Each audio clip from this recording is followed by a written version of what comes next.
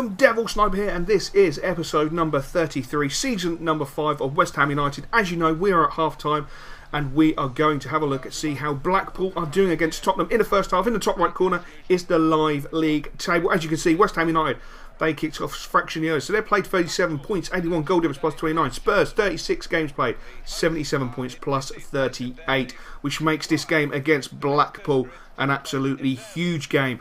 If Spurs can put the pressure on West Ham United, who currently lead 2-1 at half-time, they will be in with a real chance. As you can see, Taylor Fletcher going close early doors for Blackpool, applying the pressure on Spurs. But Spurs, 16th minute, come flying back into the game with a great shot and a huge save by the goalkeeper. Absolutely majestic save. And the corner's about to be swung in. It comes in, and Adebayor, yes, Adebayor scored. That changes the reflection of the table. Spurs now 37 games have been, or 37th game is being played. They are on 80 points with a goal difference of plus 39. 10 goals better off than West Ham United. As Lennon breaks through, goes for the early shot and puts it high, wide and just unfortunately unhandsome for him. And again, Spurs seem to be sending a lot of their play down that right hand side into Lennon, who's breaking inside again, goes with a left foot shot.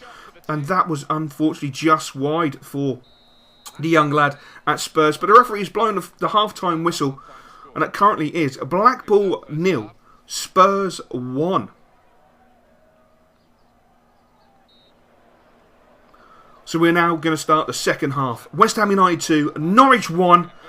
West Ham are in the ascendancy. They know that the Spurs team has scored due to the supporters down to our bottom left, giving the indication to the box that Spurs had actually scored. The crowd are a little bit subdued. I think a goal was needed, but we'll have to see how the game goes as Eduardo picks the ball up in the centre of the park, moving forward fantastically. At this moment in time, he's found his shooting boots really well. Kyle Walker, for some reason, is in the cam position. Just been played in by Morrison. Walker has the ball. His left foot, top corner. Oh my days. Kyle Walker, after 50 minutes.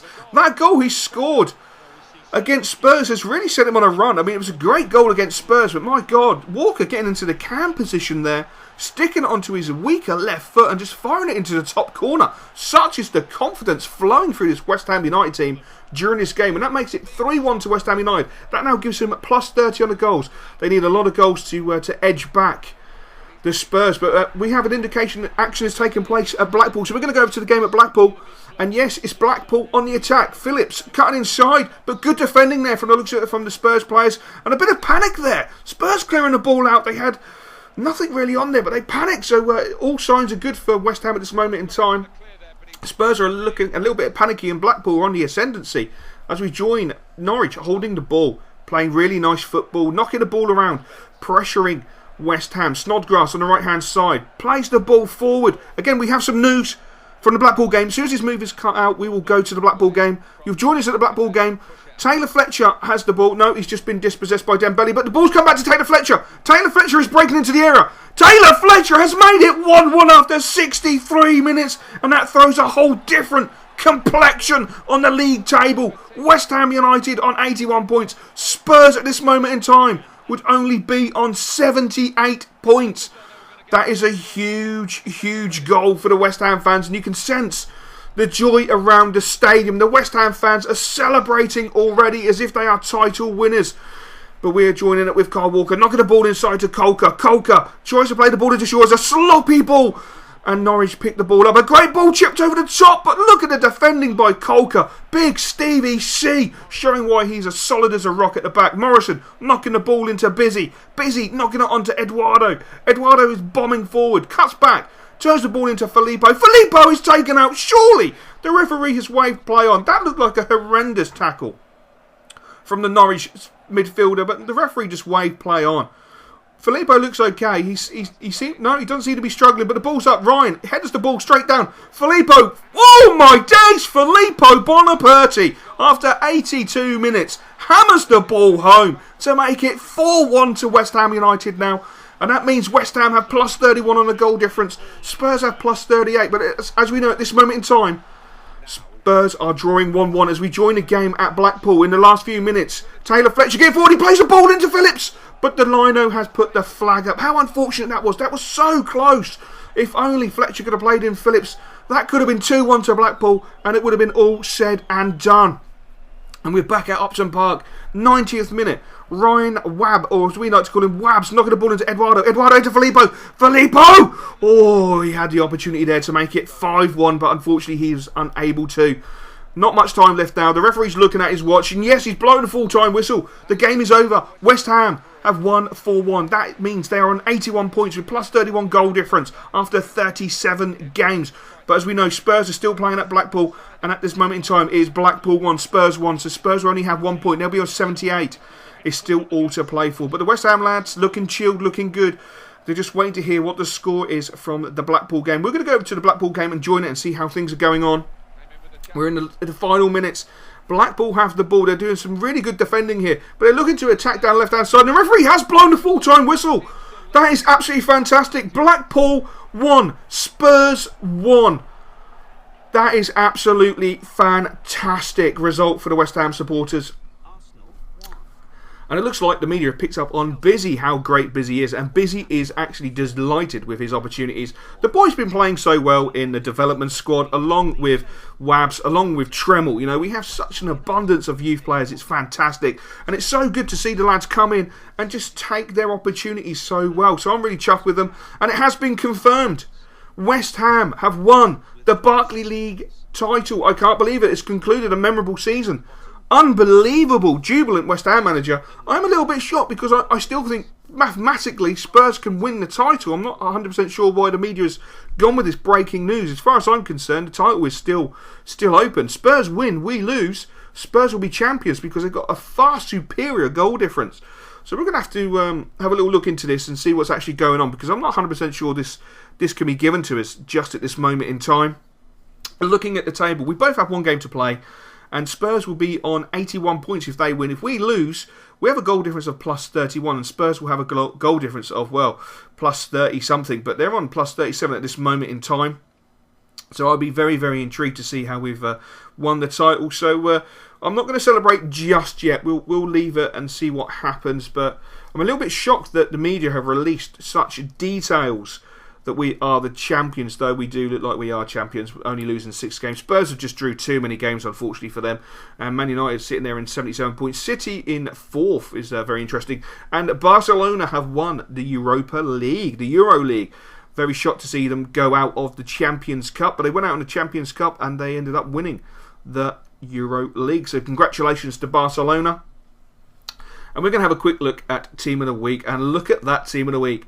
Figueroa, Kyle Walker, Wabs, Eduardo, Busy, and even our old boy Bassi has made it into Team of the Week. That is a strong Team of the Week led by West Ham.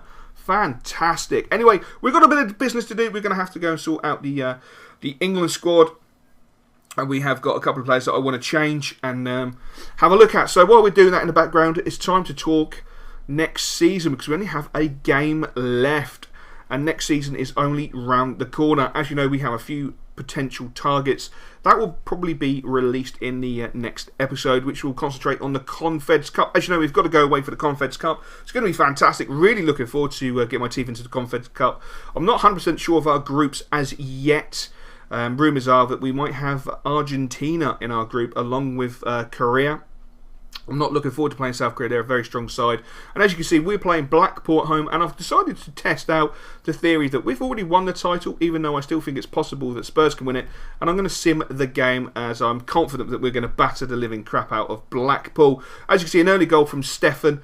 Isco's picks up a booking, and Rocca, unfortunately, has picked up a slight knock. And Miguel makes it 2-0 after... Miguel, after 44 minutes, is just a fantastic player. We're playing 2 young lads up top. A very young side when you look at it. And Nelson Oliveira comes on for Rocca, who couldn't continue, to make it 3-0. And that is all she wrote. Yes, full time. West Ham 3, Blackpool 0. And it does actually confirm that we are the champions of the Premier League. Even though it was confirmed a few days ago, which I was really surprised about. And as you can see, we're going to pick up £12.6 million to add to our budget, which is fantastic. Absolutely fantastic. That's going to give us in a region of around about 31, 32, 33 million pounds to spend in the summer. So we've got a good pot of money to do some business, which I'm really, really happy with. And the first thing we're going to do is offer some contracts to a few lads. A few lads that I feel we need to tie down on a long-term basis and keep him at the club for a long, long time. And make sure we can, generally just keep the lads at the club because I feel they're fantastic. And the first lad up is obviously Nicholas Tremmel. Tremmel has come along so well. He's played so well in the development squad. He's been fantastic when we've drafted him into the first team. He really trains hard. He's got an unbelievable left foot. His left foot is just... It's just amazing. It's like a wand. I mean, he can hit a shot as hard as anybody I've ever seen. He really, really is fantastic. Obviously, Busy is looking really good. He's a cultured player, really talented. He played 6 appearances for the first team. He scored 2 goals. And he's been doing really well for the development squad as well. And a good trainer again. So I feel a contract to him is well and truly needed. Especially with the rumours of Barcelona wanting him on loan. But with Barcelona, it won't just be a loan deal. They'll probably try and buy him. Or it's just a rumour that they want to buy him. So I wanted to make sure he's secured down. And as you can see, Busy takes the contract, which I'm really, really happy with. And I think that's fantastic that we've got him signed to a good deal, to be honest. A really good deal. And as you can see, Bayern Munich have won the Champions Cup. Congratulations to Bayern Munich. They beat Real Madrid in a very, very close game from all accounts. I was unfortunate not able to go due to commitments with the England squad. So, we're going to have a look at the statistics from the season. The top goal scorers, as you can see, Guidetti finished in 6th with 14. I feel if he wasn't injured for the final 3 weeks, he would have scored a lot more goals. Filippo Bonaperti is in 11th position with 11 goals, which was fantastic. A good return from Filippo. He's such a talisman. He was out injured. He came back stronger, and I'm looking forward to next season with Filippo. I think he's going to be absolute talisman.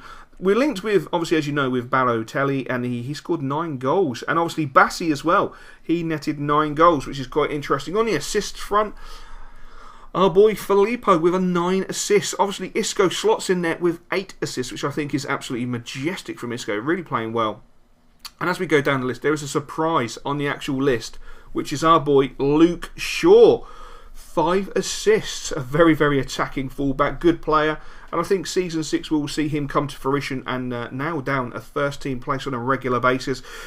Our boy Butland in goal finishes 5th overall with 12 clean sheets. It's so good to see Butland back up at the top of the assist, or the clean sheet table I should say, because he's such a great goalkeeper. He really is a magnificent goalkeeper. And he has had a couple of seasons where he's been off form, but for the majority of 5 seasons he has been majestic. And as you can see, Spurs actually lost.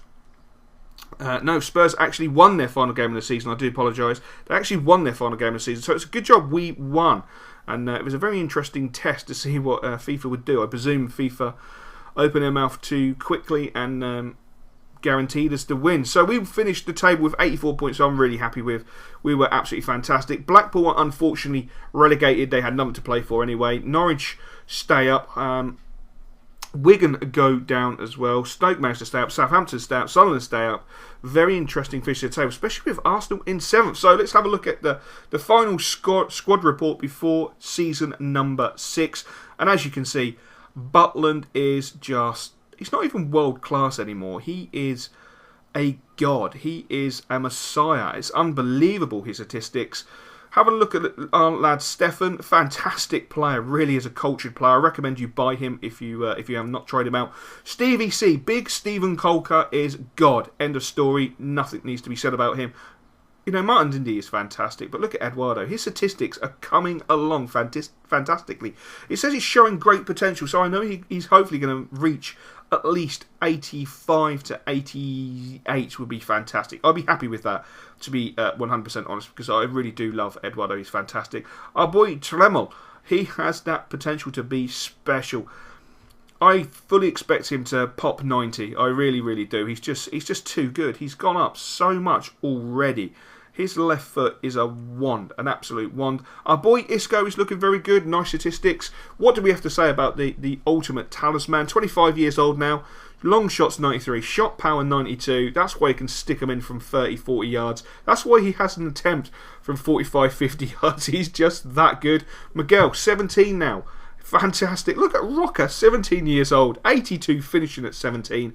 Absolute diamond. Absolute diamond. Didn't score many goals, 4 goals. It's not a great deal in 21 appearances, but You know, he's a young lad. He's 17 years old. We can't expect him to be scoring double figures just yet. I think that'll be a little bit audacious and expecting a lot from the young lad, to be fair. But I'm looking forward to next season with him. Nelson Oliveira, he's unhappy. He says the management is poor, and I'm not really happy with that, because at the end of the day, he came to the club with a big price tag. He came to the club with a big reputation, and 32 appearances and 10 goals. To me personally, with someone who says they can score goals, is just not good enough by any stretch of the imagination, in my personal opinion. We've got Bandz here, who played a bit of a bit part season, had made 31 appearances. You know, he scored 13 goals, I should say. And Ola Jean, I'm very shocked about this. Management is poor. How can you play a guy who's 12 days away from being match fit?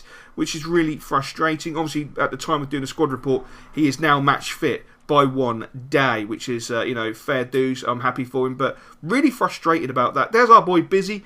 You know, 73 rated, 16-year-old is fantastic. Look at Fabio. If we get to see a picture of him, he looks like Thiago Silva. He's absolutely fantastic. Gudetti feels he should play more. And again, I'm frustrated with Gudetti. You know, he's had a few outbursts this season. You know, he's really had a bit of a crack at the players, saying, you know, we would have won if I played and all this. And, you know, he's been injured a few times. So I really feel his future at this moment in time, for me personally, is very much in doubt. He's got to sort out his attitude. If he doesn't, then I'm afraid we could see one of the biggest players at the club being moved on for a substantial fee. But we'll have to wait and see. Hope you enjoyed this episode. Again, it's something different, something experimental. I hope it went down well, and I will catch you later.